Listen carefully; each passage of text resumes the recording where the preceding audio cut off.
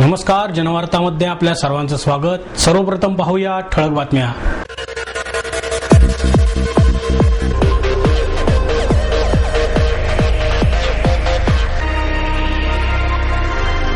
बेकायदेशीररित्या गर्भलिंग तपासणी करण्याच्या मुद्द्यावरून महापालिकेच्या सर्वसाधारण सभेत नगरसेवकांनी आरोग्य विभागाची काढली खरडपट्टी। लवासाच्या बांधकामादरम्यान होत असलेल्या खोदकाम आणि ब्लास्टिंगमुळे नैसर्गिक झरे आटत चालले असून पर्यावरणाची प्रचंड हानी होत आहे, सुनीती सूर यांचं मत।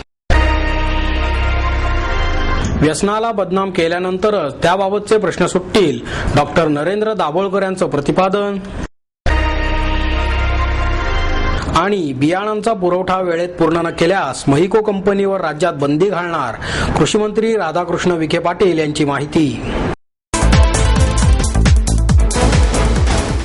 बेकायदेशीररित्या गर्भलिंग तपासणी करण्याच्या मुद्द्यावरून महापालिकेच्या सर्वसाधारण सभेत नगरसेवकांनी आरोग्य विभागाच्या अधिकाऱ्यांची खरडपट्टी काढली। नगरसेवकांच्या आक्रमक पवित्र्यापुढे आरोग्य प्रमुख डॉक्टर रूपचंद परदेशी यांची भंभेरी उडाल्याने आयुक्त महेश पाठक यांनी मध्यस्थी करत गर्भचाचणी केंद्रांवर करडी नजर ठेवण्याचे आश्वासन दिले। सभेचे कामकाज सुरू होताच शिवसेनेच्या नगरसेविका बेटी बचावच्या घोषणा देत महापौरांच्या समोरच्या जागेत गोळ्या झाल्या। त्यांना भारतीय जनता पक्षाच्या नगरसेविकांनीही साथ दिली। राष्ट्रवादी काँग्रेस आणि काँग्रेसच्या महिला नगरसेविका सुद्धा त्यानंतर आसने सोडून महापौरांच्या समोर जमा झाल्या। नगरसेविकांची आक्रमक भूमिका लक्षात घेऊन महापौरांनी गर्भलिंग चाचणीच्या मुद्द्यावर चर्चा सुरू केली। सुमारे 2.25 तास चाललेल्या या चर्चेत सर्वपक्षीय नगरसेवकांनी भाग घेतला। गर्भलिंग चाचणीचा प्रकार उघडकीस आणणाऱ्या मार्क्सवादी कम्युनिस्ट पक्षाच्या नेत्या किरण मोघे यांचे महापालिकेत अभिनंदन करण्यात आले। सुभाष जगताप, मुक्ता टिळक, उज्ज्वल केसकर या तिघांनी आवर्जून मोघे यांचा उल्लेख करून त्यांनी दाखवलेल्या जागरूकतेबद्दल कौतुक केले। यावेळी केसकर म्हणाले, मोघे यांचे अभिनंदन करीत असतानाच मी प्रशासनाच्या नाकर्तेपणाचा निषेध करतो। सामाजिक संघटनांना सुद्धा उपलब्ध होणारी ही माहिती महापालिकेला मिळू शकत नाही यावर शेंबडे पोर सुद्धा विश्वास ठेवणार नाही। त्यामुळे आरोग्य विभागावर माझा विश्वास उरलेला नाही। चुकीचे काम करणाऱ्या डॉक्टरांना पालिकेचा दरारा वाटावा अशी पावले आयुक्तांनी उचलावीत असेही केसकर यांनी सांगितले। सर्वसाधारण सभेत बेकायदेशीर गर्भलिंग निदान चाचणी प्रकरणावर नगरसेवकांनी प्रशासनाचे ऑपरेशन सुरू केलेले असतानाच शिवसैनिकांनी प्रेक्षक गॅलरीत स्त्री भ्रूण हत्या रोखा, मुलगी वाचवा अशा जोरदार घोषणा देत सभागृह दणाणून सोडले। ही निदर्शने होत असतानाच सभागृहातील कामकाज काही वेळ ठप्प झाले। शहर उपप्रमुख राजेंद्र शिंदे, कसबा विभाग प्रमुख मिलिंद काची, संतोष भुतकर, बाळा ओसवाल, महिला आघाडीच्या राधिका हरिश्चंद्रे, जयश्री धनगे, विजय सूर्यवंशी आदी शिवसैनिक यावेळी उपस्थित होते। भारतीय जनता पक्षाच्या गटनेत्या मुक्ता टिळक, सुरेखा पानसे, स्वाती मोरे, दीपाली ओसवाल, सुनीता चिंतल, ज्योत्स्ना सरदेशपांडे, सीमा सरदेशपांडे, वर्षा तापकीर, कमल व्यवहारे, राजलक्ष्मी भोसले, मनीषा घाटे, उज्ज्वला पावटेकर आदी नगरसेविकांनी तीव्र शब्दात भावना व्यक्त केल्या। राजलक्ष्मी भोसले म्हणाल्या, 4 महिन्यापूर्वीच मी यासंबंधी सभेमध्ये प्रश्न उपस्थित केला होता। त्यावेळी आरोग्य विभागाने दिलेल्या आश्वासनांवर आजपर्यंत काय कार्यवाही झाली याचे उत्तर द्यावे। याविषयी प्रशासन गंभीर नसल्यानेच असे प्रकार शहरात सुरू आहेत असेही त्या पुढे म्हणाल्या। सभागृह नेते सुभाष जगताप, विरोधी पक्षनेते आबा बागुल, शिवसेनेचे गटनेते श्याम देशपांडे, ॲडव्होकेट अभय छाजेड, अनिल शिरोळे, मुरलीधर मोहोळ, किशोर शिंदे आदी नगरसेवकांनीही आपली मते व्यक्त केली। सोनोग्राफी मशीन सेंटर आणि संबंधित डॉक्टरांची माहिती वर्तमानपत्रात प्रसिद्ध केली जाते का? दोषी डॉक्टरांना पकडण्यासाठी भरारी पथके आहेत का? त्यांचे प्रमुख कोण? त्यांना कोणते अधिकार आहेत? आतापर्यंत किती डॉक्टरांवर कारवाई झाली आदी प्रश्न यावेळी उपस्थित करण्यात आले। आरोग्य विभागासंबंधी घेतलेल्या आक्षेपांना उत्तर देण्यासाठी आरोग्य प्रमुख डॉक्टर परदेशी उभे राहिले। मात्र स्त्रीभ्रूण हत्या रोखण्यासाठी पालिकेने थेट काय कारवाई केली याचे उत्तर त्यांना देता न आल्याने नगरसेवकांनी त्यांना पुढे बोलू दिले नाही। त्यामुळे आयुक्त महेश पाठक यांना सभागृहास तोंड द्यावे लागले। शहरातील सर्व खासगी प्रसूतिगृहांवर आणि सोनोग्राफी केंद्रांवर लक्ष ठेवण्यासाठी तातडीने भरारी पथके कार्यान्वित करणार असल्याचे पाठक यांनी यावेळी सांगितले।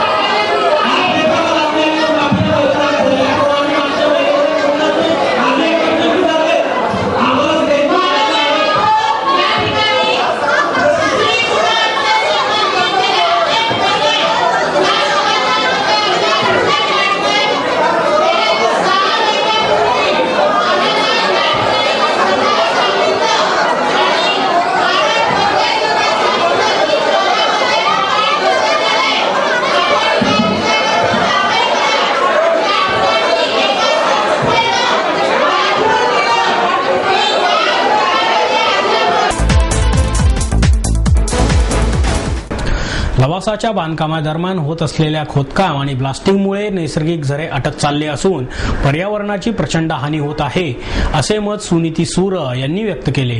पर्यावरण रक्षण आणि आदिवासी जनतेच्या घेतलेल्या जमिनी परत मिळेपर्यंत मोसे खोऱ्यातील आंदोलन सुरू राहणार आहे, असा निर्धार सुनीती सूर यांनी जन आंदोलन राष्ट्रीय समन्वयच्या वतीने आयोजित पत्रकार परिषदेत व्यक्त केला. या प्रसंगी विश्वंभर चौधरी, ज्ञानेश्वर शेडगे, यशवंत कानेरे आदी उपस्थित होते. या प्रकल्पामुळे पुणेकरांचे हक्काचे पाणी पळवले जाणार असून ते दूषित होणार आहे. त्यासाठी पुणेकरांनी या लढ्यात सहभागी होणे गरजेचे आहे, अशी अपेक्षाही सुनीती सूर यांनी व्यक्त केली. केंद्रीय पर्यावरण मंत्रालयाने लवासा प्रकल्पाचे 681 हेक्टर जमिनीवर झालेले बांधकाम बेकायदा आहे असे सांगूनही त्यावर कारवाई करण्याऐवजी मुख्यमंत्री मात्र हा प्रकल्प नियमित करण्याचे संकेत देत आहेत. हे मंत्रालयाच्या आदेशाचे आणि उच्च न्यायालयातील प्रक्रियेचे उल्लंघन आहे. लवासा स्वार्थासाठी कायद्याची चौकट मोडू शकणार नाही, असेही त्यांनी सांगितले. चौधरी म्हणाले, या प्रकल्पासाठी वरसगाव धरणाची संपादित केलेली 141 हेक्टर जमीन 129 हेक्टर जलाशयासह कृष्णा खोरे विकास महामंडळाने आपल्या अधिकार कक्षेबाहेर जाऊन लवासाला दिली आहे. शेडगे म्हणाल्या, शहरातील पाणी कपातीस हा प्रकल्प जबाबदार आहे. या प्रकल्पानंतर येथे राहायला येणाऱ्या लोकसंख्येमुळे निर्माण होणारे दूषित पाणी वरसगाव धरणात सोडले जाईल, असा आरोपही त्यांनी यावेळी केला. व्यसनाला बदनाम केल्यानंतरच त्याबाबतचे प्रश्न सुटतील, असे प्रतिपादन डॉक्टर नरेंद्र दाभोळकर यांनी केले. व्यापक प्रमाणात प्रबोधन करून व्यसनांची प्रतिष्ठा तोडली तर त्यातून बदनाम होऊन व्यसनाधीनतेचे प्रमाण कमी होईल, असे मत अंधश्रद्धा निर्मूलन समितीचे कार्याध्यक्ष डॉक्टर नरेंद्र दाभोळकर यांनी व्यक्त केले. महाराष्ट्र विवेक वाहिनीच्या वतीने बलशाली युवा महाराष्ट्रासाठी चला व्यसन बदनाम करूया या मोहिमेअंतर्गत आयोजित व्याख्यानात ते म्हणाले, व्यसन हा एक मानसिक आजार आहे. कोणाच्या मेंदूची पेशी व्यसनांची कधी मागणी करेल हे कोणाला देखील सांगता येत नाही. त्यामुळे व्यसन हा एक गंभीर, दीर्घकाळ चालणारा आणि शारीरिक मानसिक दृष्ट्या बर्बाद करणारा आजार आहे. देशात तंबाखूच्या सेवनाचे प्रमाण असेच राहिले तर जागतिक आरोग्य संघटनेच्या अहवालानुसार तंबाखूच्या विकारांनी मृत्युमुखी पडणाऱ्यांची लाट निर्माण होईल, असे डॉक्टर दाभोळकर म्हणाले. यावेळी महाराष्ट्र विवेक वाहिनी पुणे जिल्हा अध्यक्ष डॉक्टर राजेंद्र कांकरिया, मिलिंद देशमुख, माणिक पवार आदी उपस्थित होते. या मोहिमेच्या पहिल्या टप्प्यात 2 ऑक्टोबर पर्यंत वेगवेगळ्या जिल्ह्यात अशा प्रबोधनपर व्याख्यानांचे आयोजन करण्यात येणार असल्याची माहिती डॉक्टर कांकरिया यांनी दिली. महाराष्ट्रात वाचन संस्कृती ही चळवळ सुदृढ करण्यासाठी ग्रंथालय सभेच्या वतीने 25 जुलैला मुंबईत राज्यव्यापी मेळाव्याचे आयोजन करण्यात आले आहे. साहित्यिकांची पंढरी समजल्या जाणाऱ्या महाराष्ट्रात वाचन संस्कृतीबाबत उदासीनता असल्याची धक्कादायक बाब समोर आली आहे. त्यामुळे ही चळवळ सुदृढ करण्याचा विडा राष्ट्रवादी ग्रंथालय सभेने उचलला असून 25 जुलैला मुंबईत राज्यव्यापी मेळावा घेण्यात येणार आहे. मेळाव्यात चळवळीची दिशा स्पष्ट करण्यात येणार असल्याची माहिती राष्ट्रवादी ग्रंथालय सभेचे प्रदेशाध्यक्ष डॉक्टर रवींद्र देशमुख यांनी पत्रकार परिषदेत दिली. सभेचे राष्ट्रीय महासचिव बीजी देशमुख, राजस्थानचे प्रदेशाध्यक्ष व्ही जैन, ग्रंथालय सभेचे जिल्हाध्यक्ष आणि शिंदेवाडीचे उपसरपंच प्रभाकर जगताप आदी याप्रसंगी उपस्थित होते. देशातील 22 राज्यात ग्रंथालय सभेचे कामकाज सुरू करण्यात आले असून त्याद्वारे केलेल्या सर्वेक्षणात केरळ, पंजाब, दिल्ली, हरियाणा, गुजरात आदी राज्यांच्या तुलनेत महाराष्ट्र खूपच मागे आहे, असे स्पष्ट करून डॉक्टर देशमुख म्हणाले, इतर राज्यांच्या तुलनेत ग्रंथालयावर महाराष्ट्रात अपेक्षेप्रमाणे अनुदान दिले जात नाही. तसेच इतर सुविधा मिळत नसल्याने ही चळवळ काही अंशी थंडावली असल्यामुळे ग्रंथालयांची दुर्दशा झाली आहे. ही वाचन संस्कृती वाढवायची असेल आणि तिला बळ द्यायचे असेल तर शासनाने या अनुदानात वाढ करण्याची गरज आहे. भविष्यात ग्रंथालय चळवळीतील कार्यकर्ते आणि सरकार यांच्यात नव्या विचारांची सांगड या माध्यमातून घालण्यात येणार आहे. या चळवळीला सक्षमता यावी यासाठी राज्यभर विभागवार मेळावे घेण्यात येत आहेत.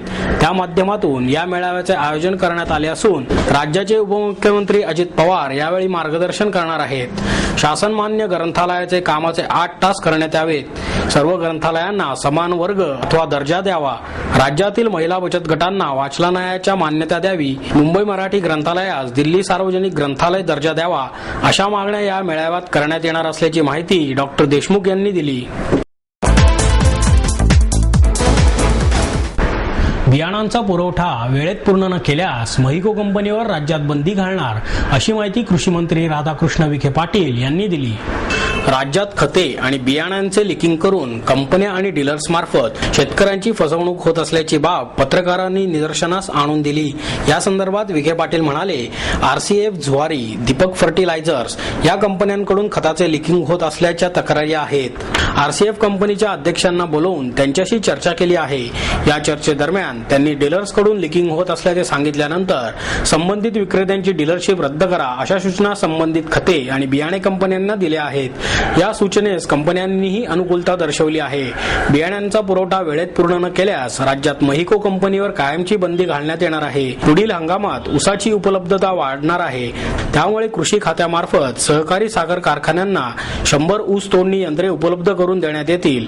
त्यासाठी केवळ सहकारी साखर कारखान्यांना 50 लाखापर्यंत अनुदान देण्याबाबतचा प्रस्ताव राज्य शासनासमोर असल्याचे नमूद केले. सेंद्रिय शेतीमुळे उत्पादनात किती वाढ झाली अथवा नाही याची विस्तृत आकडेवारी कृषी विभागाकडे उपलब्ध नाही. या संदर्भात कृषी विभागाला सूचना दिल्या आहेत. यावेळी फलोत्पादन संचालक पांडुरंग वाठारकर आणि विस्तार संचालक जयंत देशमुख उपस्थित होते. अखिल भारतीय विद्यार्थी परिषदेच्या नेतृत्वाखाली 27 जुलै रोजी देशातील 10 लाख विद्यार्थी भ्रष्टाचाराच्या विरोधात निदर्शने करणार आहेत. देशभरात बोकाळलेल्या भ्रष्टाचाराविरोधात आणि त्याला पाठीशी घालण्याचे प्रयत्न करणाऱ्या काँग्रेस सरकारच्या विरोधात विद्यार्थी रस्त्यावर उतरून निदर्शने करणार असल्याचे परिषदेचे महाराष्ट्र प्रदेश सहमंत्री शैलेश दळवी यांनी पत्रकार परिषदेत सांगितले. आजवर झालेल्या भ्रष्टाचाराविषयी जनतेमध्ये जागरूकता यावी या दृष्टीने जुलै महिन्यात सर्व जिल्ह्यांतील महाविद्यालये आणि गावोगावात यात्रा आणि पत्रके वाटप करणार आहे. तसेच 9 ऑगस्ट पासून भ्रष्टाचारियो सत्ता छोडो असा नारा देत आंदोलन तीव्र करण्यात येणार आहे. यात विद्यार्थ्यांशिवाय अन्य युवा वर्ग सहभागी व्हावा म्हणून युथ अगेन्स्ट करप्शन या मंचाची स्थापना करण्यात येणार आहे. यावेळी विदेशी बँकेतील पैसा परत आणणे, भ्रष्टाचाराच्या विरोधातील कठोर कायदा करावा, निवडणूक प्रक्रिया सुधारावी अशा एकूण 14 मागण्यांसाठी हे आंदोलन छेडण्यात येणार असल्याची माहिती दळवी यांनी दिली.